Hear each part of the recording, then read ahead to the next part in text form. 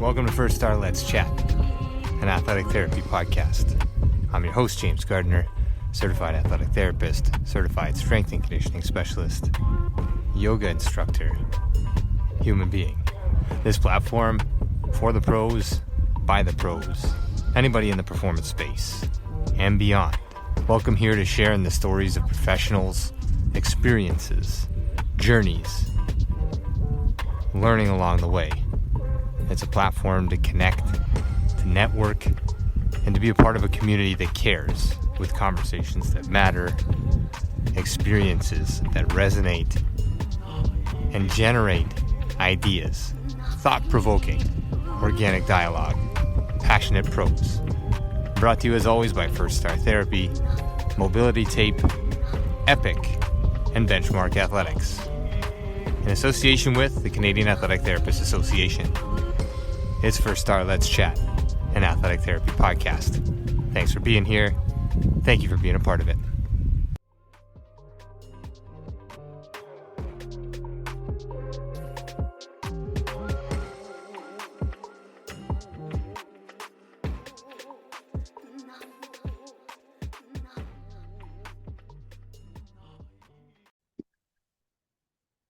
All right, back in action at World Congress 13 here just outside of Dublin. We're in the recording studio here with two esteemed guests from Greece, Stavros Daoukas and Panagiota Karanika.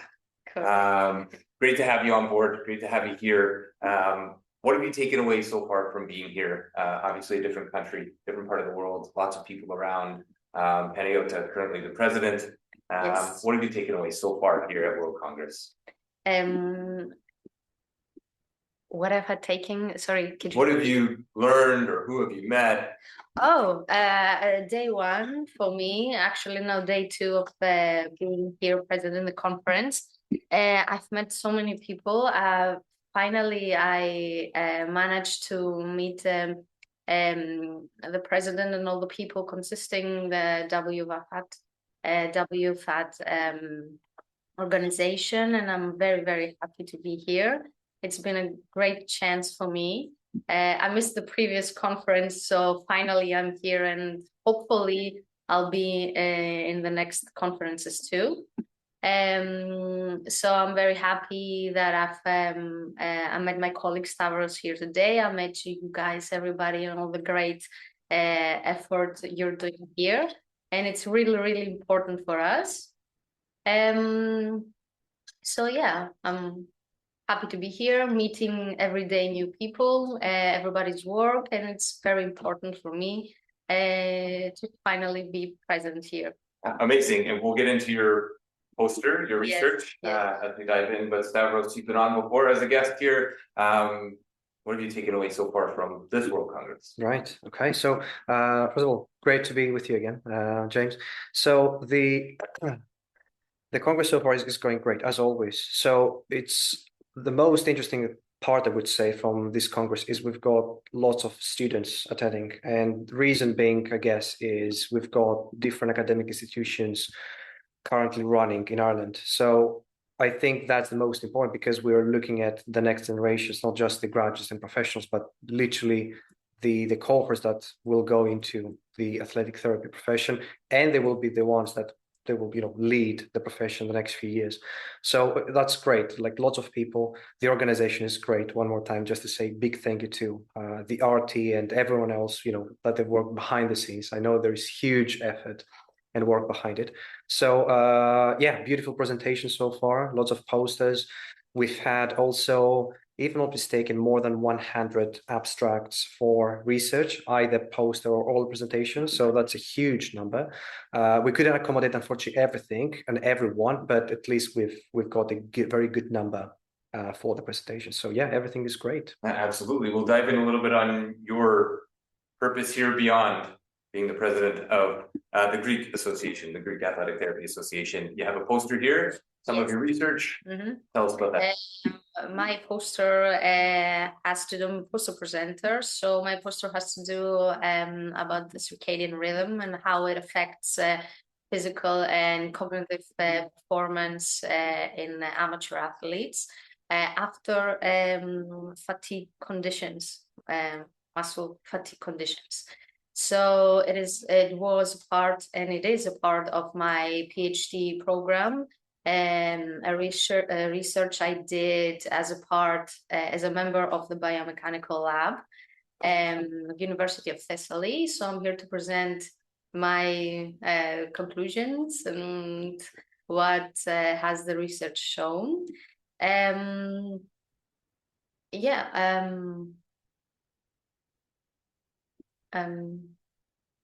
That's perfect. Yeah. I mean, I think that's a great capture, and circadian rhythm also applies to every human, Everything, not just yeah. athletes.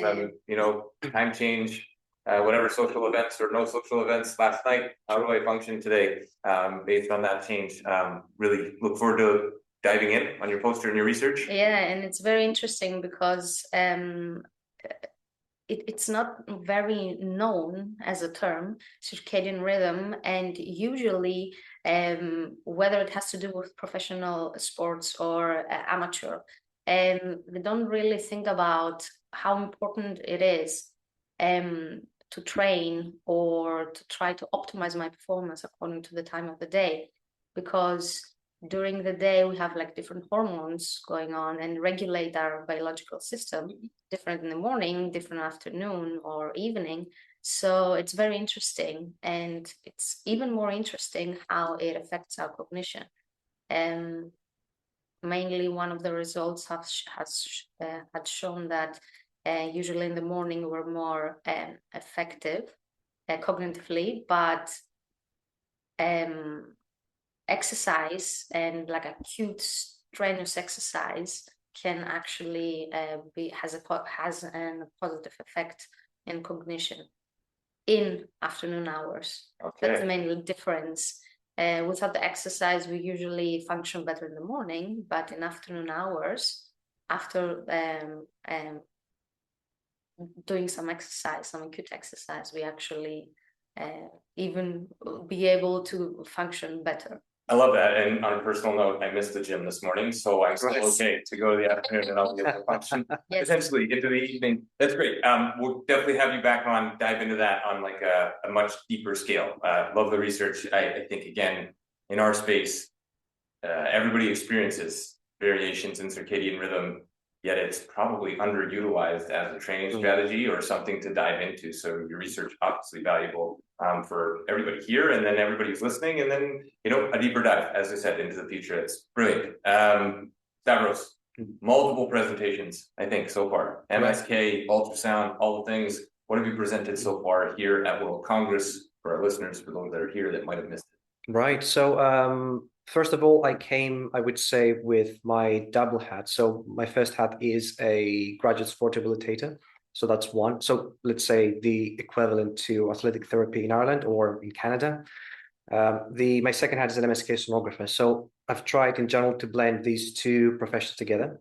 And what I've seen over the years, I would say both in academia, but also in clinical practice so far, is the combination of both anatomy, but also what you can look at during the live imaging is maybe, at least as far as I'm concerned, the best combination to move towards either looking at working diagnosis, differential diagnosis, and then also not just for the diagnosis itself, but also to plan your treatment or to amend the treatment as you move forwards with that. So, so far we've done 2 MSK ultrasound workshops. These happened yesterday. So we had one for the shoulder region and one for the knee and the thigh. So it was more practical. We had demonstrations on the system, on the ultrasound system, and then the participants would be able to do some hands-on skills as well, like to practice a little bit with the probe and look at the different techniques. Today, the presentation was all about differential diagnosis for the dorsal, forearm, and hand. And what I've seen over the primarily, I would say, clinical practice is patients who come in with these kind of pain in that region, they don't fit quite well with very focal / local, let's say, symptoms. So they tend to radiate either proximally or distally. So it creates, I would say, challenge for the clinician, either sonographer, ATs, GSRs. It creates an issue where you need to think a little bit broadly, like to open up the landscape of diagnosis and pathologies, instead of just going very focal and say, right, it's just a typical lateral epicondylitis or something closer to the wrist. So there are so many things like neurogenic symptoms, peripheral neuropathies, different things that we need to consider. It doesn't mean it's going to be the case, but still needs to be part of your problem list. And then you, as always, you rule in and you rule out based on special tests, imaging, if you can scan, and then questions like listening to the patient. Because my main point, I would say, in the presentation was to listen to the patient. We're already doing that, but the patients really tell us the diagnosis in their own words, in their own terms, but we just need to listen actively to, because they tell us exactly how it happened, what happened exactly, and this can lead us to the actual diagnosis. Everything else is additional, I would say. Amazing, and had the opportunity to sit in a little bit on the beginning of the MSK ultrasound. Amazing exposure for people who haven't had exposure before, and then for people who are seeing it for the first time.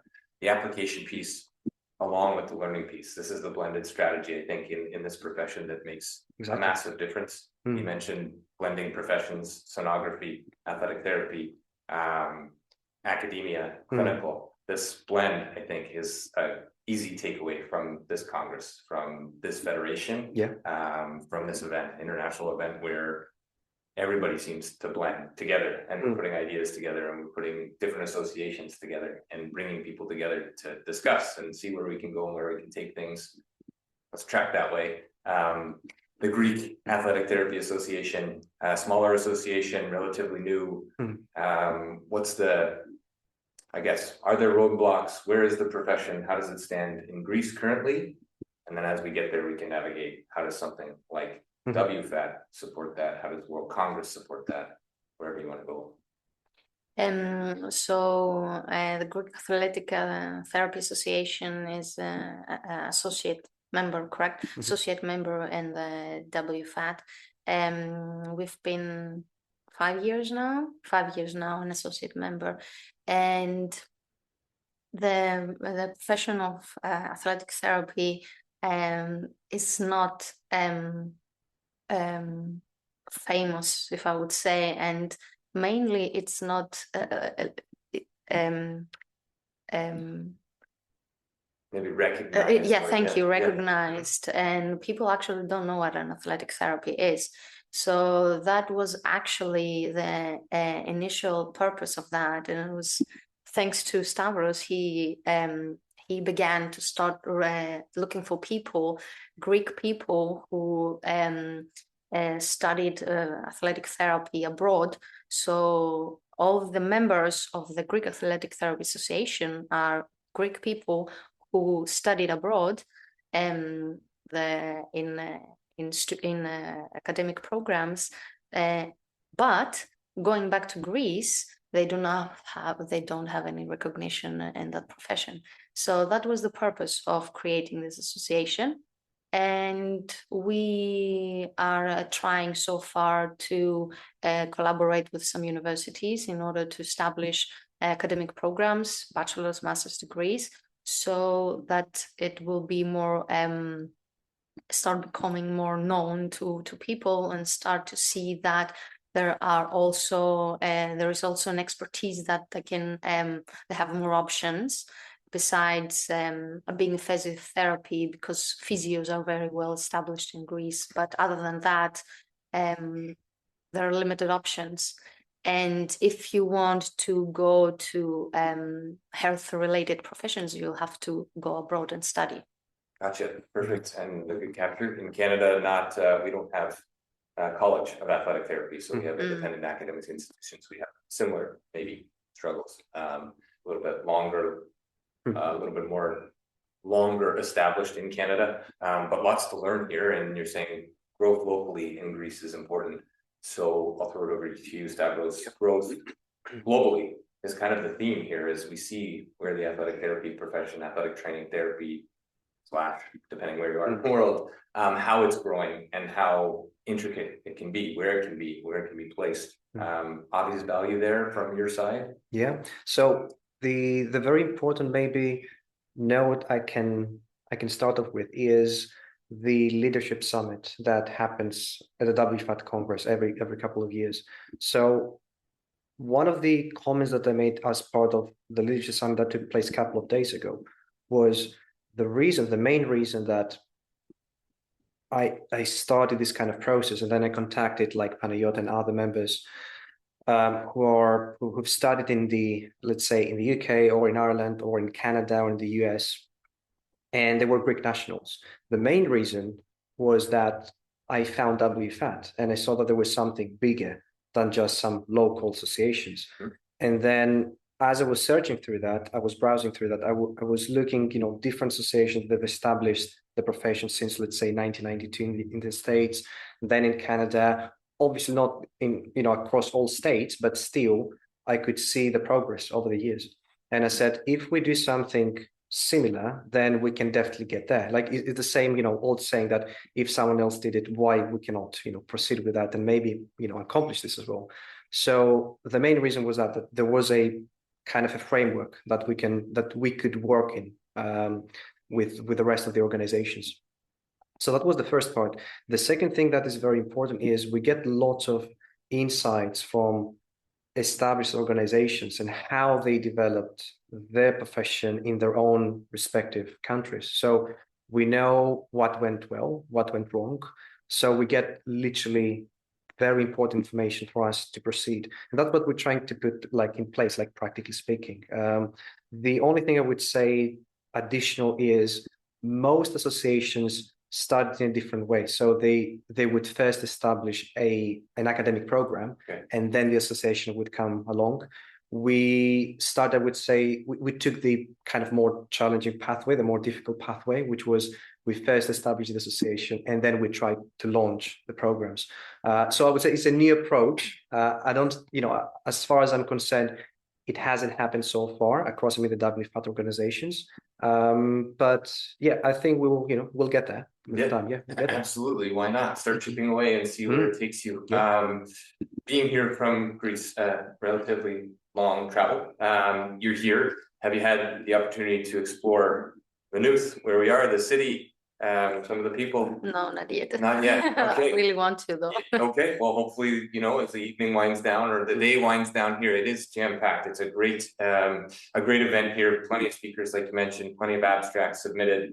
Had to turn some away. There were so many, and it's still condensed. There's an educator's stream, there's a student stream, and a professional stream. And I don't think that's been done before. And it's been, people through the door. Every door. If you want to go to this room, go to this room. Don't want to miss anything. But I hope you get some time to go and explore this evening or tomorrow or whatever that may be. Artie, similar, relatively small, relatively new. So there are some takeaways, hopefully, that you're leaving with.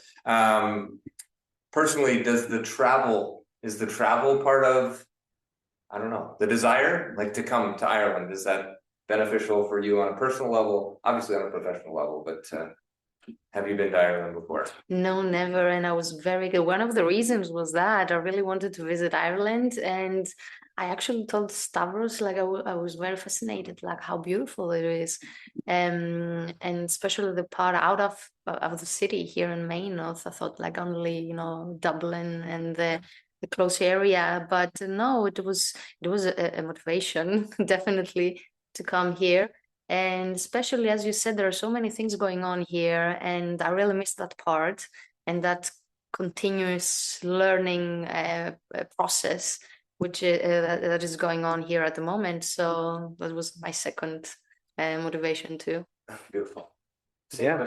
So right, so this is the third WFAT Congress that I attend. The first one was in Winnipeg. So I would say that this one is the shortest, I would say, kind of distance-wise, right. Congress. From the UK, went to Winnipeg, then UK to Israel 2 years ago. So Dublin now was quite fine. I would say quite well. I would say I've been to Dublin, I think, only once so far. So that's the second time.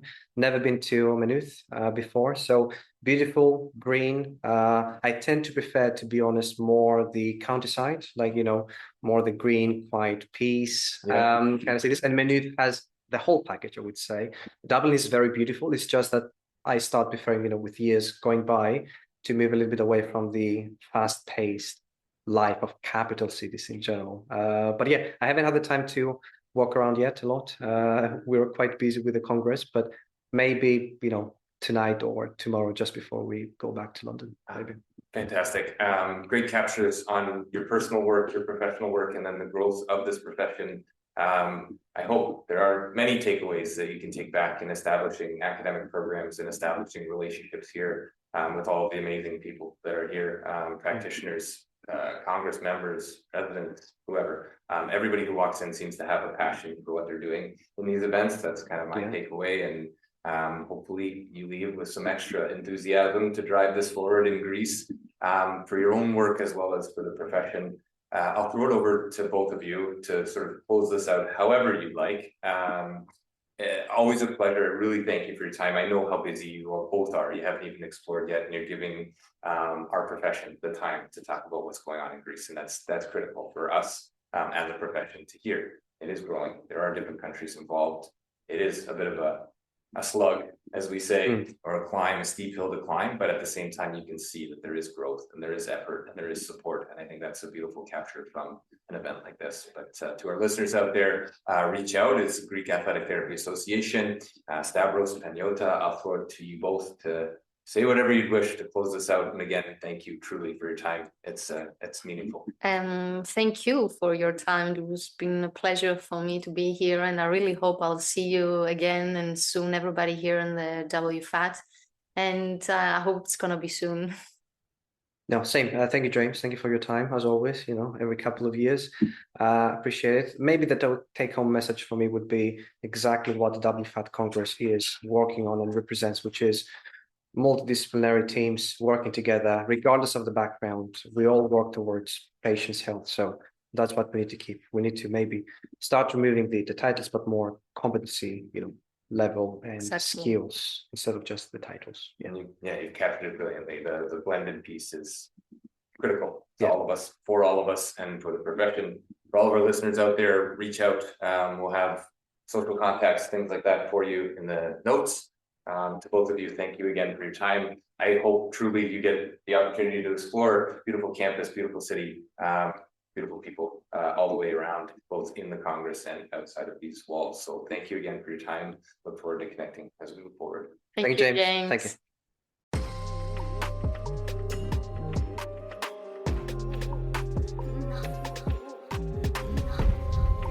Thanks again for being here.